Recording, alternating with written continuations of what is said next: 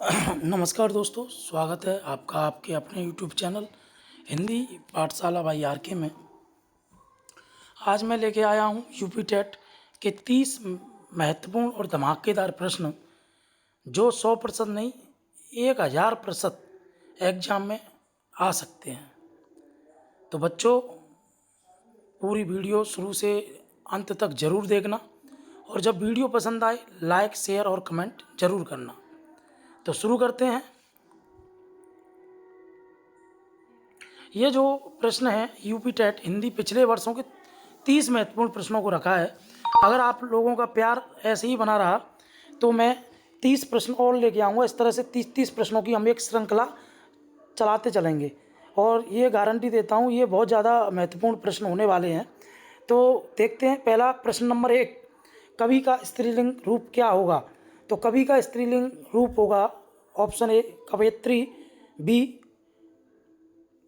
कवयित्री, सी कवयित्री, डी कवयित्री। तो इसका सही जवाब होगा ऑप्शन बी कवयित्री। ये इसका सही जवाब है। प्रश्न संख्या 2 देख लेते हैं बच्चों। तरन, तनुजा, तट, तमाल, तरोवर, भव, छाया में कौन सा अलंकार है? बेटा इसमें बार बार ता अक्षर बार बार आ रहा है। जैसे ता वर्ण की आवृत्ति बार बार हो रही है और जहाँ कोई अक्षर एक से ज़्यादा बार आए वहाँ अनुप्रास अलंकार होता है। तो इसका सही जवाब क्या होगा बच्चों? अनुप्रास अलंकार। ठीक है। प्रश्न संख्या 3 की तरफ बढ़ते हैं। उदंत मातृदंड समाचार पत्र के संस्थापक या संपादक कौन थे? भारतेंदु हरिश्चंद्र, पंडित जुगल किशोर शुक्ल, बालकृष्ण भट्ट, प्रताप नारायण मिश्र। तो बेटा इसका सही जवाब होगा ऑप्शन बी पंडित जुगल किशोर शुक्ल के द्वारा उदंड मातृदंड समाचार पत्र का संपादन किया गया था। प्रश्न संख्या 4 की तरफ बढ़ते हैं बच्चों। प्रश्न संख्या 4 है, चिंतामणि किसका निबंध संग्रह है? बाल मुकुंद गुप्त, हजारी प्रसाद द्विवेदी, रामचंद्र शुक्ल, श्याम सुंदर दास। तो बेटा जो चिंतामणि निबंध है वह रामचंद्र शुक्ल जी द्वारा रचित है। इसके जो है 4 भाग हैं, चिंतामणि 1, चिंतामणि 2, चिंतामणि 3 और चिंतामणि 4। ठीक है, ध्यान रखना है। प्रश्न संख्या 5 की तरफ बढ़ते हैं बेटा। मृगावती किसकी रचना है? उस्मान, मंजन, कुतुबुन, जायासी। तो प्रश्न संख्या 5 का सही जवाब होगा कुतुबुन जो है मृगावती के लेखक हैं, ऑप्शन नंबर सी। प्रश्न संख्या 6 देख लेते हैं बच्चों। आनंद कादम्बनी पत्रिका का प्रकाशन कहाँ से होता था? बनारस, मिर्ज़ापुर, इलाहाबाद, लखनऊ। तो बेटा इसका जो ऑप्शन होगा ऑप्शन बी होगा, मिर्ज़ापुर से जो है आनंद कादम्बनी पत्रिका का संपादन हुआ करता था। प्रश्न संख्या 7, जो वाणी द्वारा व्यक्त ना किया जा सके उसके लिए एक शब्द होगा आत्म साक्षात्कार, स्वानुभूति, अनिवर्चनीय और रहस्य। जो वाणी द्वारा व्यक्त ना किया जा सके, वाणी का मतलब जो आपकी आवाज़ के द्वारा, आपके शब्दों के द्वारा जिसे व्यक्त ना किया जा सके उसके लिए सही शब्द क्या होगा? अनवर्चनीय। ठीक है, ऑप्शन सी।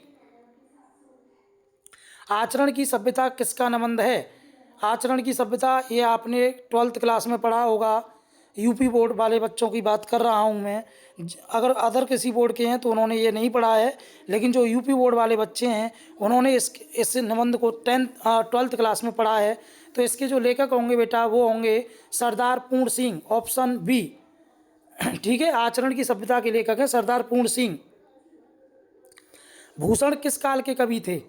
वीरगाथा काल, भक्ति काल, रीतिकाल, आदिकाल। तो बच्चों भूषण जो है वो रीतिकाल के कवि थे। ठीक है, रीतिकाल के इकलौते ऐसे कवि थे जिन्होंने वीर रस में कविताएं लिखी थी। ठीक है बेटा, छत्रसाल दशक ये उनकी प्रसिद्ध रचना है, रीतिकाल के ही थे। अगर आपको भक्ति काल से रिलेटिव या चारों कालों से रिलेटिव अगर वीडियो चाहिए तो मेरे यूट्यूब चैनल हिंदी पाठशाला पर पड़ी हुई है। अगर आपने वो वीडियो देख ली तो आप जो रीतिकाल, भक्ति काल, आदिकाल और वीरगाथा काल या आधुनिक काल के बारे में कहीं से भी कोई प्रश्न आए आप उसका सही जवाब दे पाओगे। बेटा प्रश्न संख्या 10 की तरफ बढ़ते हैं। उत्साह किस रस का स्थायी भाव है? उत्साह, जोश जिसे कहते हैं। तो बेटा ये इसका सही जवाब क्या होगा? करुण, वीर, श्रृंगार या रौद्र। प्रश्न संख्या 10।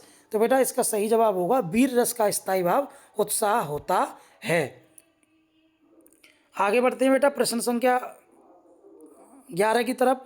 कवितावली के रचनाकार हैं। कवितावली के रचनाकार हैं बेटा सूरदास, जायसी, तुलसीदास, घनानंद। तो कवितावली जो है ब्रजभाषा में रचित रचना है गोस्वामी तुलसीदास जी की। तो इसका सही जवाब क्या होगा प्रश्न संख्या 11 का? सी, तुलसीदास जी। बेटा आप मेरी वीडियो को चाहे 2x में देखो, 1.5x में देखो या 3x में देखो, बट देखना ज़रूर, ये आपको के बहुत काम आने वाली है। मैं बार बार आपसे बोल रहा हूँ, जितना मन से मैं वीडियो बनाता हूँ आप लोगों के लिए, उतना मन से आप लोग देखते नहीं हो। प्रश्न संख्या 12 की तरफ बढ़ते हैं बेटा। 12, विनय पत्रिका की भाषा कौन सी है? विनय पत्रिका की भाषा अवधी, खड़ी बोली, ब्रजभाषा, अपभ्रंश। तो बेटा विनय पत्रिका जो है, इसकी जो भाषा है ये भी तुलसीदास जी की रचना है, ध्यान रखना। विनय पत्रिका, कवितावली, दोहावली, ठीक है, रामचरितमानस। तो बेटा इसकी जो भाषा है विनय पत्रिका की, वो ब्रज भाषा है, ठीक है, ऑप्शन सी। प्रश्न संख्या 13, टा वर्ग में किस प्रकार के व्यंजन है? कंठे, तालब, मूर्धन या दंत? KTM 2 मैंने एक बताया था आपको, KTM 2 का वर्ग कंठ से आएगा, ता वर्ग दंत से आएगा, इस तरह से बताया था। तो इसका क्या होगा, तालव्य या मूर्धन्य? इसका सही जवाब होगा ऑप्शन सी, मूर्धन्य। अंधेर नगरी के लेखक हैं प्रताप नारायण मिश्र, हरिकृष्ण प्रेमी, भारतेंदु हरिश्चंद्र, राम कुमार वर्मा। तो बेटा इसका सही जवाब होगा ऑप्शन सी, भारतेंदु हरिश्चंद्र।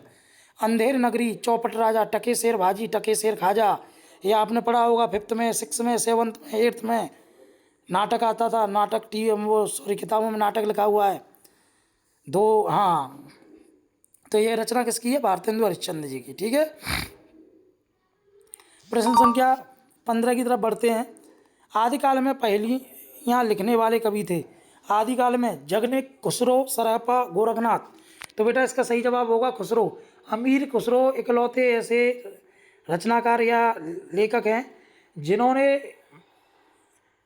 पहेलियाँ और मुकरियाँ, ये 2 चीज़ें इन्होंने लिखी थी अपनी रचनाओं में, पहेलियाँ और मुकरियाँ, ठीक है, ध्यान रखना। अमीर खुसरो इसका सही जवाब है।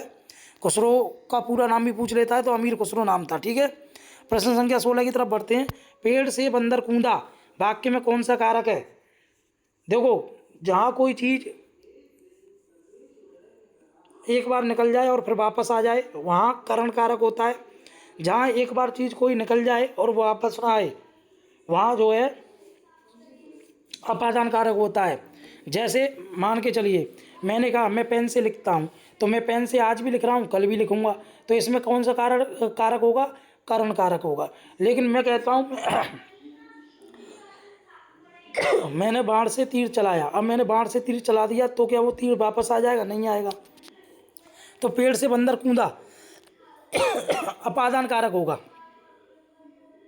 श्रृंगार रस का स्थायी भाव क्या है बेटा? श्रृंगार, तो श्रृंगार रस का जो स्थायी भाव होता है बेटा वो रति होता है। प्रश्न संख्या 17 का सही आंसर होगा बी।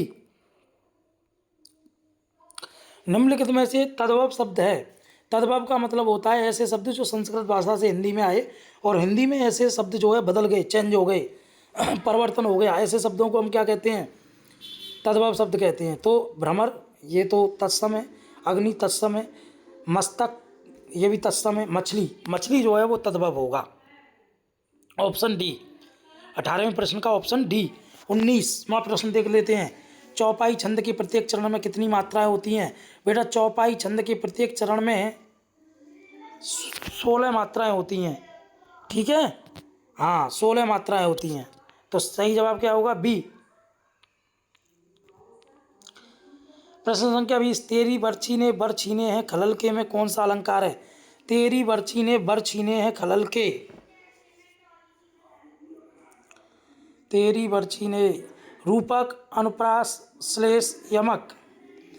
बेटा इसमें जो अलंकार होगा मेरे विचार से यमक अलंकार होगा।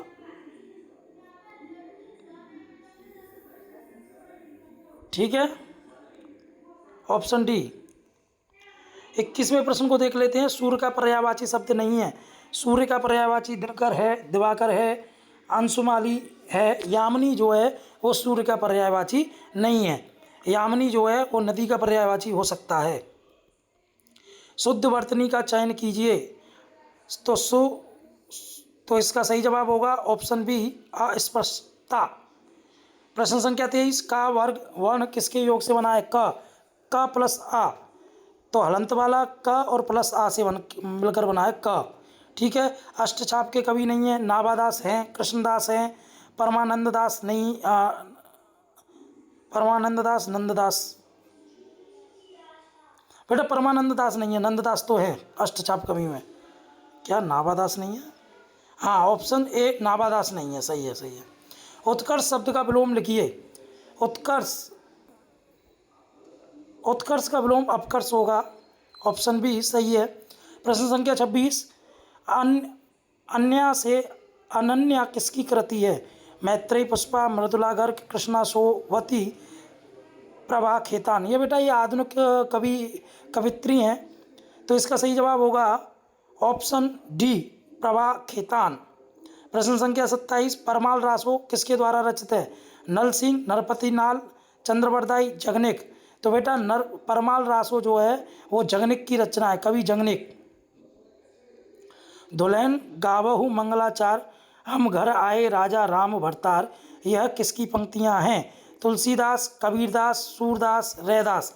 तो बेटा ये जो है ये मत समझ लेना कि ये दुल्हन गावो मंगलचार, हम घर आए राजा राम भरतार, ये पंक्तियां तुलसीदास जी की नहीं, ये कबीरदास जी की, ऑप्शन बी। 29वां प्रश्न, मृगनैनी में कौन सा समास है? मृगनैनी, जिसकी आंखें मृग जैसी हैं या मृग के समान हैं जो आंखें, इसमें बेटा कर्मधारय होगा। तत्पुरुष में कारक चिन्ह का प्रयोग होता है। द्वंद्व समास में दोनों पद प्रधान होते हैं, यानी विलोम शब्द आते हैं। कर्मधारय में एक पद दूसरे पद की विशेषता बताता है, यानी जैसे मृग नैनी, नैनी मीन्स आंखें, मृग मीन्स हिरन। आंखें सबके पास हैं लेकिन विशेषता क्या है? हिरन जैसी आंखें हैं। बहुब्रीहि में विशेष शब्द की बात होती है। उम्मीद करता हूँ ये चारों समास आपकी समझ में आ गए होंगे। बात करते हैं बेटा अंतिम प्रश्न, पृथ्वीराज रासो किस काल की रचना है? बेटा पृथ्वीराज रासो आदिकाल, रीतिकाल, भक्तिकाल, आधुनिक काल। तो बेटा पृथ्वीराज रासो सर्वप्रथम रचना मानी जाती है हिंदी साहित्य इतिहास में, तो ये आदिकाल की रचना है। उम्मीद करता हूँ बेटा आज की वीडियो आप लोगों को पसंद आई होगी। वीडियो पसंद आई हो लाइक करें, कमेंट करें।